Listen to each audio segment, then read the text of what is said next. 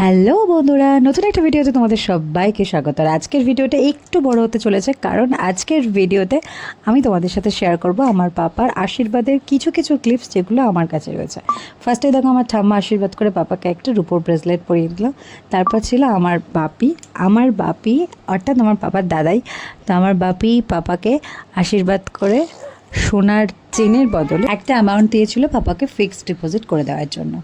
তারপর আমার মা এখানে একটা দেখো সোনার আংটি দিয়ে আশীর্বাদ করলো পাপাকে, আংটিটা পাপাকে পরিয়ে দিল। তারপর এখানে এই যে পাপার এক দাদু, যিনি গিফট তো দিয়েইছেন, তার সঙ্গে একটা অনেক বড় একটা গিফট দিয়েছেন। পাপার দাদু কিন্তু একজন অনেক বড় মাপের মানুষ এবং বড় মনের মানুষ। তো পাপাকে আশীর্বাদ করে বলেছিলেন যে তার থেকে অনেক বড় মানুষ হবে।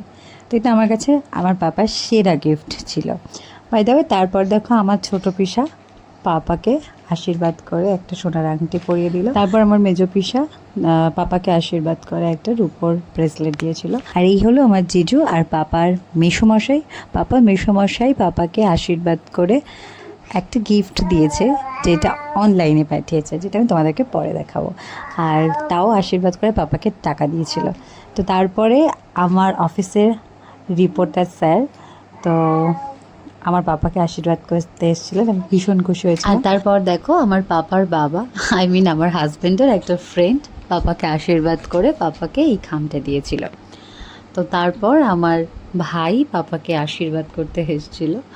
তো দেখো পাপাকে আশীর্বাদ করছে তার মামা। আর এই যে দেখো পাপার ছোট মানি পাপাকে আশীর্বাদ করতে বসেছিল। এই যে বলে না, মায়ের থেকে মাসির দরদ বেশি, একে দেখেই বোঝা যায়। আরও অনেকে পাপার গুরুজনেরা পাপাকে আশীর্বাদ করতে এসেছিলেন, কিন্তু সবার ভিডিও ক্লিপ আমার কাছে নেই, যার জন্য আমি তোমাদের সাথে বাকিদেরটা শেয়ার করতে পারলাম না। তো চলো আজকের ভিডিওটা এই পর্যন্ত।